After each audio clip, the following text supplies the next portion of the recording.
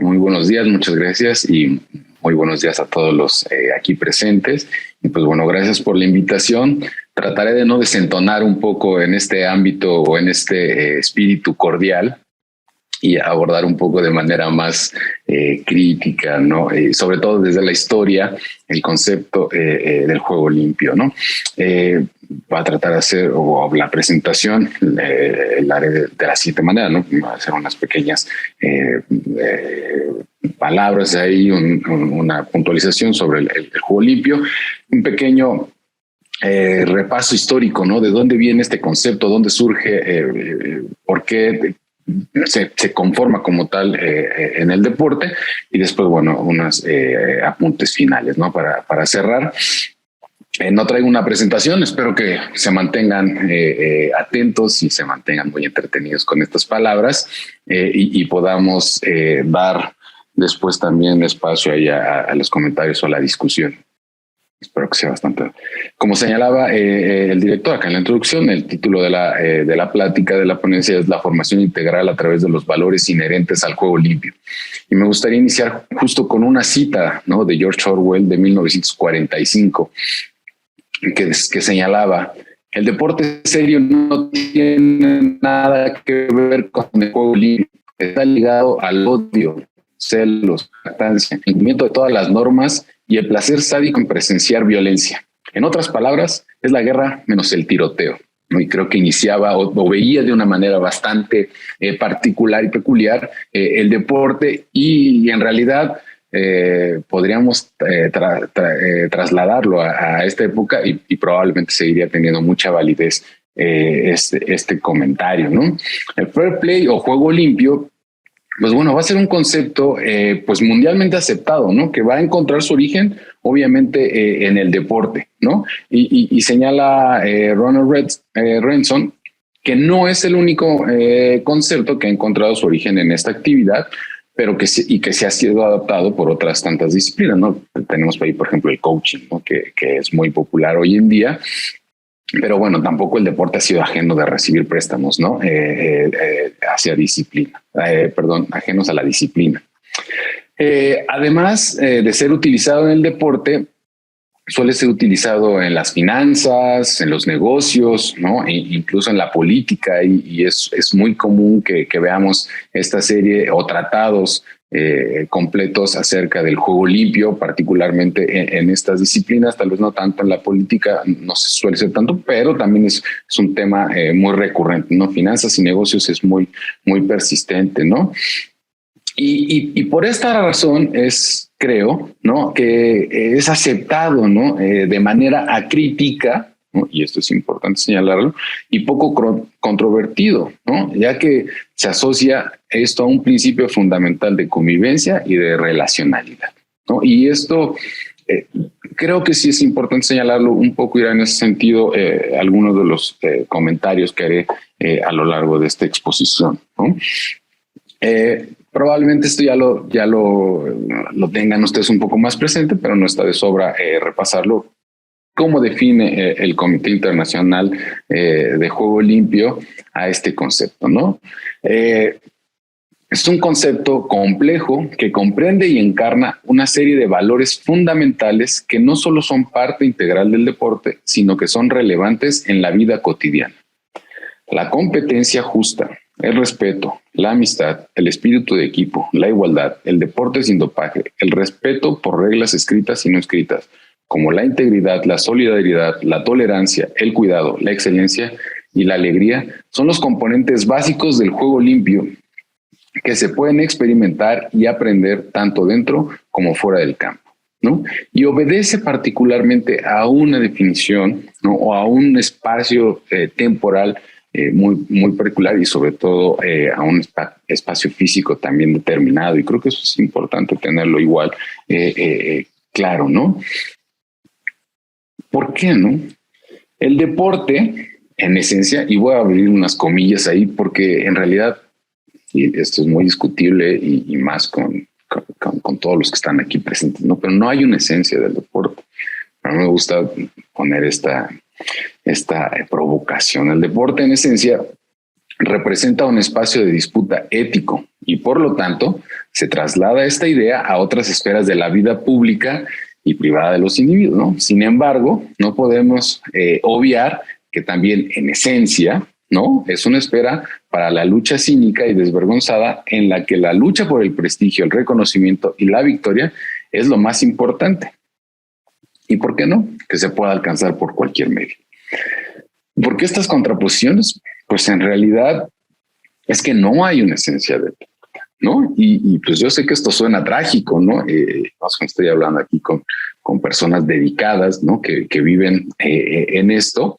Hemos dedicado prácticamente nuestra vida a ello y solemos escuchar, ¿no? Estos comentarios, haciendo unas preguntas hace rato.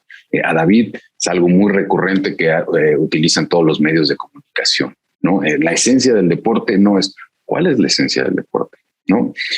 Si estudiamos un poquito la historia del deporte, pues encontraremos que hay muchas formas de poder entenderlo y de señalarlo. Entonces, en realidad, como construcción social, yo vería difícil poder asociar esto, ¿no? Aquí, por ejemplo, ¿no? Por citar uno de los historiadores más, los estudiosos de la historia del deporte más recurridos, ¿no? Alan Goodman va a poner de manera, por citar un ejemplo, la igualdad, ¿no? De las características del deporte, al señalarla como la segunda característica que deben de cumplir esta actividad física para ser conceptualizada como tal. El secularismo va a ser la primera, el principio de igualdad será hasta la segunda, especialización, racionalización, burocratización,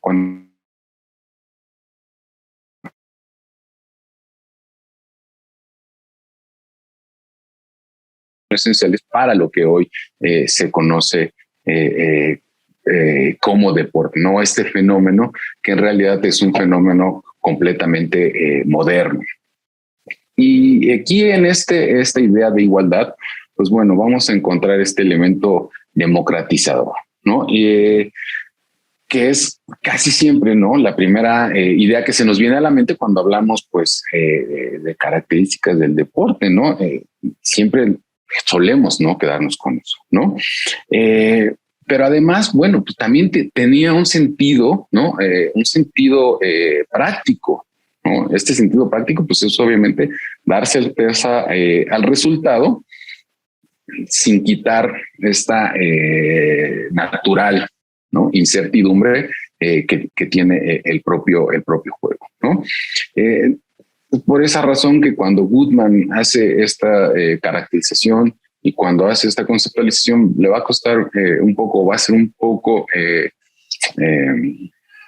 reacio, ¿no? Aceptar efectivamente las bondades completas del juego. Ashworth, por su parte, ¿no? Señala que los juegos pueden pensarse como una forma idealizada de ver la vida, ¿no? Será más idealista.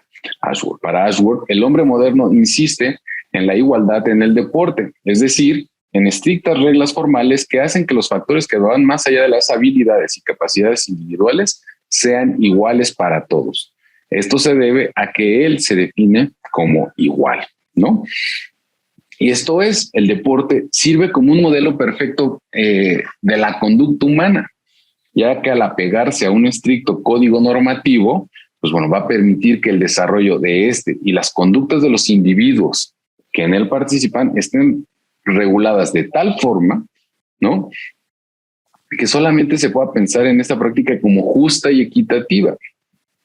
Pero el deporte, así como las conductas humanas, pues no pueden ser entendidas exclusivamente por sus reglas, ¿no? Al contrario a lo que solemos pensar o suelen pensar o suele crearse, ¿no? Esta idea principalmente a los estudiosos del derecho, ¿no? Abogados, y lo podrá corroborar el director, ¿no?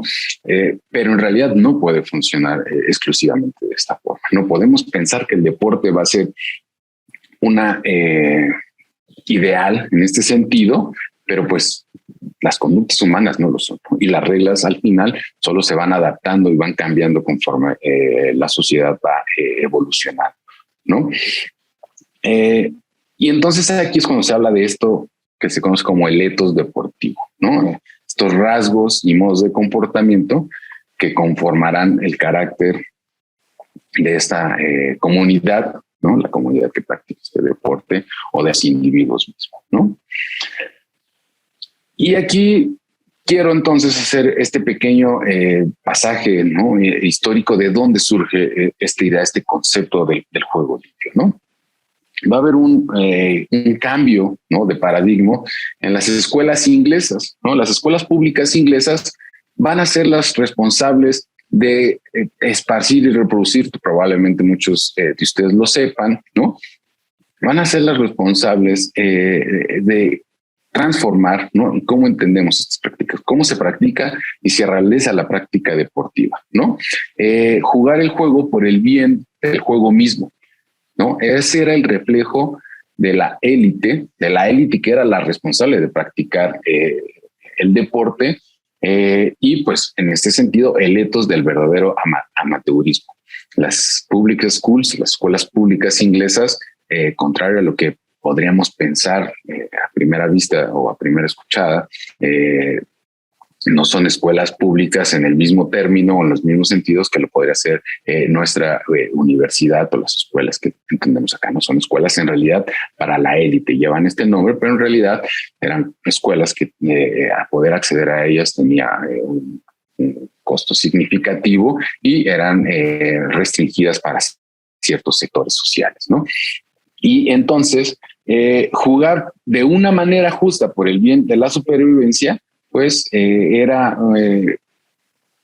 una forma, ¿no?, de poder explicar naturaleza pues instrumental, básicamente funcional del ethos del fair play, ¿no? Y esto lo va a señalar Renson, ¿no? Aquí se va a dar este cambio, ¿no?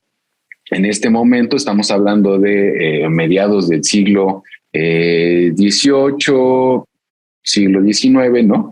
De una ética o un ethos deportivo, ¿no? Va a haber un cambio de una pelea real por una pelea ficticia, ¿no? Y es un poco esto también lo que va a señalar la crítica que va a hacer Orwell, ¿no? En este caso, lo importante era alcanzar un desarrollo físico, ¿no?, pero a su vez de autocontrol, que no se había visto, ¿no?, con regularidad en los siglos anteriores, ¿no? Estas características, pues obviamente van a ser asociadas a una clase particular, ya que solamente esta clase, ¿no?, los muchachos, los jóvenes que estudian en estas instituciones, pues son los que tienen esta capacidad de autorregularse, ¿no? Esta clase muy privilegiada, principalmente pues hombres blancos de clase alta, ¿no? No trabajadores, obviamente, ¿no? Ellos van a ser los capaces de esto. Todos los demás, ¿no?, las otras razas y clases, pues van a ser incapaces, ¿no? Y eran consideradas inferiores y por lo tanto, pues señaladas muchas veces como animales mismos, ¿no? Y en ese momento es cuando surge este concepto, ¿no?, del juego limpio. Y creo que es importante señalarlo, ¿no? Era aquí también cuando se va a confundir, ¿no? Se va a señalar a los gentlemen ingleses, ¿no? Se va a convertir en sinónimo de otro concepto, pues que es muy socorrido y lo escuchamos y lo seguimos repitiendo hasta el cansancio en la actualidad, ¿no? Que es el amateur, todavía un poco de manera crítica, ¿no? Y este concepto, pues bueno, lo va a replicar, lo va a adoptar Pierre de Coubertin, ¿no? Y lo va a llevar pues a las más altas niveles de la competencia y de desarrollo social, cultural de esta práctica, ¿no? El deporte mismo, ¿no? Va a seguir siendo vigente por muchos años, ¿no? Estos gentlemen, ¿no?, que gentleman se va a convertir en sinónimo de amateur, pues mantenían este ethos que distaba mucho a la mayoría del pueblo inglés, ¿no? Y pues esto, ¿no? Sobre todo reivindicaba una superioridad de clase alta a falta de una superioridad de sangre, ¿no? Vamos a llegar a un momento de la historia donde después de las revoluciones inglesas se van a eliminar la clase noble. Sin embargo, la clase de nombre por transmisión de sangre. Sin embargo, se va a rescatar este principio, ¿no? Y aquí va a ser uno de los principales elementos o pilares sobre los que se van a apoyar, ¿no? Un argumento, ¿no?, utilizado por la élite amateur era, pues, dar un ejemplo, que si el deporte era comercializado, entonces la victoria sería más importante que participar. Y en caso de que esto sucediera, pues el juego ya no sería un encuentro amistoso, ¿no?, sino una lucha seria por puntos en un sistema de liga. Prácticamente lo que nosotros vemos hoy en día, ¿no? Entonces, los equipos, pues bueno, más bien se convertirían en esclavos, ¿no?, de sus seguidores, que estarían más interesados en el éxito que en el juego limpio. Y esto luego lo solemos asociar, ¿no? También una de las críticas cuando hablamos de estos temas es que, bueno, esto es particular o restrictivo al deporte profesional. Los otros espacios del deporte están ajenos. Yo creo que no. Ustedes lo viven prácticamente todos los días, ¿no? Es muy difícil poder desprendernos de estos elementos que he señalado anteriormente, que se asocian exclusivamente al profesionalismo, pero la realidad es que están presentes en toda la práctica deportiva, sobre todo en la práctica deportiva del siglo XXI en el que nos encontramos, ¿no? Por su parte, Hall, ¿no?, argumenta que esta visión, ¿no?, señala de los sacerdotes del amateurismo victoriano, pues fue buena y apropiada, ¿no? Sin embargo, pues bueno, esto no era aceptable o lo que no era aceptable era, ¿no? El código amateur era la práctica, era en práctica un medio para excluir a los jugadores de la clase trabajadora de la competencia de alto nivel, ¿no? Y este va a ser aquí, ¿no? Por eso ser muy preciso en ese sentido, cómo se crea esta idea, ¿no? Entonces, el fair play fue esto, ¿no? Fue el lema del Gentleman amateur, ¿no? Y el término amateur, pues bueno, se ha convertido en la actualidad en aquel que no juega por dinero, ¿no? Pero su significado original, pues en realidad era muy distinto, ¿no? Y se llevó hasta la fecha, ¿no? Entonces, pues bueno, en ese sentido podríamos entender que juego limpio no solo significa respetar las reglas del juego, ¿no?, sino también cumplir con lo que generalmente se entiende como el espíritu del juego.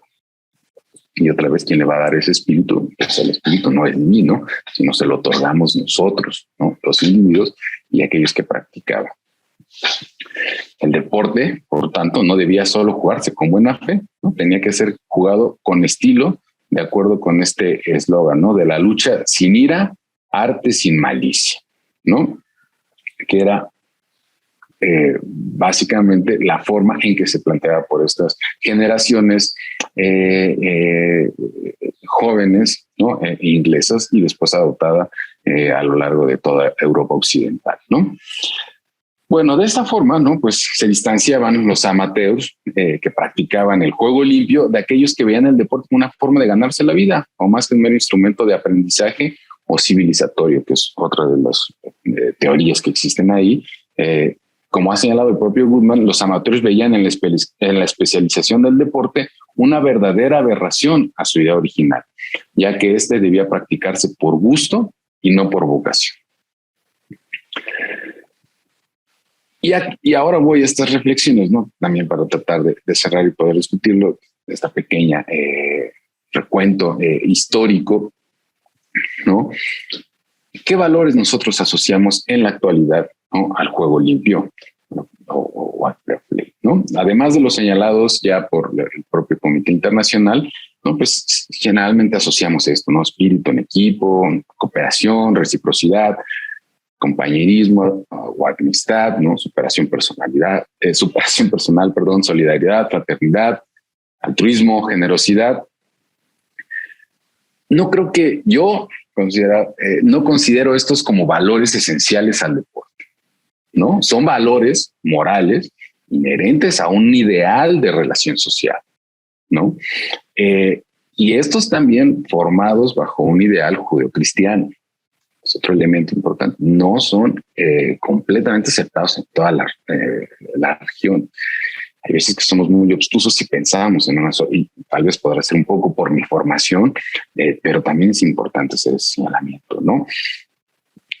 En principio, pues bueno, no está incorrecto, me dirán, pues no hay ningún problema, ¿no?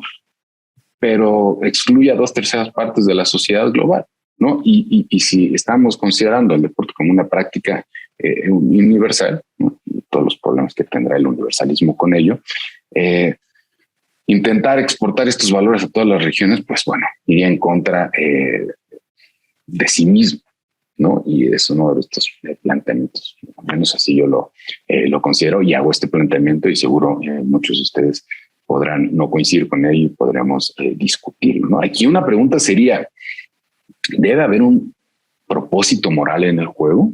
¿No? Más allá de una visión idealista o paternalista del juego, ¿no? A mí me gustaría más inclinarme por una visión reflexionada y realista del deporte, ¿no? Y por lo tanto, ¿no? Del juego limpio. Me pregunto, ¿no? Hago otra pregunta. ¿Cuál es el espacio donde debería mantenerse esta vieja moralidad del juego o esencia del juego limpio? Pues bueno, sin duda, ¿no? Retomando los ideales de Thomas Arnold, aquel gran profesor de la Universidad de Rugby, creador, ¿no? de esta práctica deportiva conocida como rugby, pues bueno, la universidad, ¿no? Podría ser el lugar ideal para que esto se diera, ¿no? Pero entonces hago otra pregunta, ¿no? ¿Caben todos férrea, ¿no? A veces cruel y inhumana, como hacían igual algunas preguntas ahora, ¿no?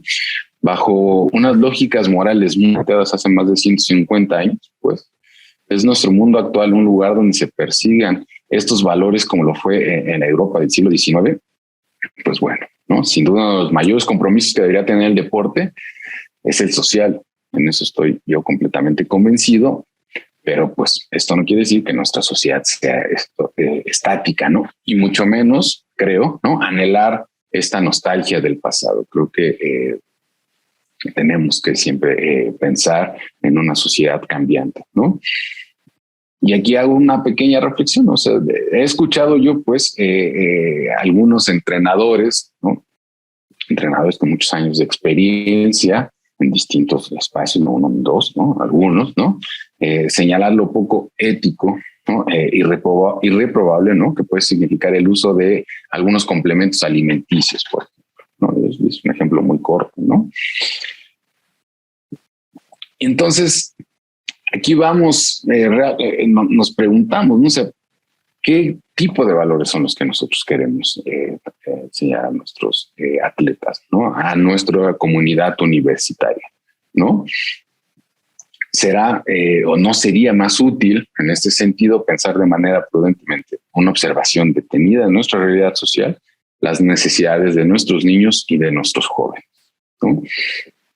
Y no transmitir simplemente ideas muchas veces prejuiciosas, ¿no? O de valores preconcebidos que, como preguntaba una profesora en la intervención anterior, ¿no? ¿De qué va a servir nosotros les podamos transmitir una serie de valores si ni siquiera los podemos comprender o los entendemos mal, ¿no? Y aquí es sumamente importante hacernos ese planteamiento, primero como entrenadores y luego como educadores, ¿no? Más allá, ¿no? Definitivamente de estos conceptos, pues bueno, lo verdaderamente importante es la transmisión de valores humanos propios de nuestros tiempos y nuestras condiciones, ¿no? El deporte, sin duda, por su carácter esencialmente formativo, es el lugar idóneo para replicar esto. Creo que en eso estamos todos de acuerdo, ¿no? Pero en tal caso, pues a mí me gustaría más bien pensar en unos valores donde la diferencia con el otro no sea una causa de exclusión, ¿no? El respeto y la solidaridad sean el eje rector de nuestra sociedad, ¿no?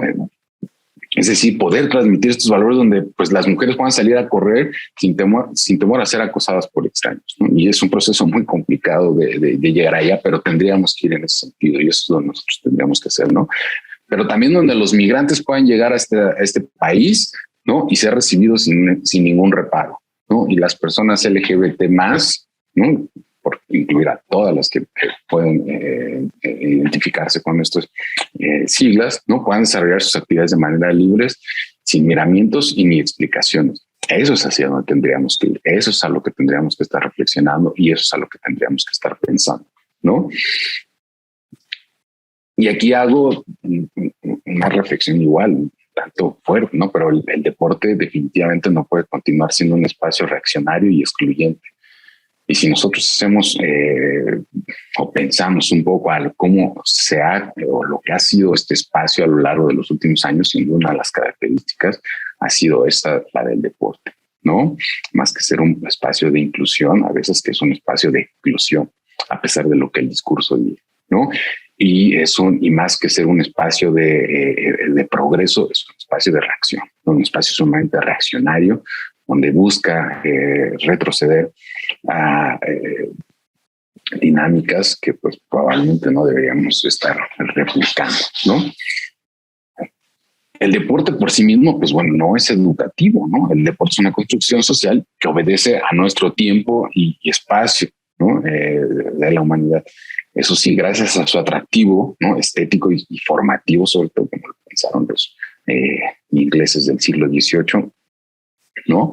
Pues ha sido utilizada, ¿no? En mayor o menor medida para perpetuar valores y conductas que pues de ninguna manera creo yo tendrían que tener lugar en nuestra sociedad, ¿no?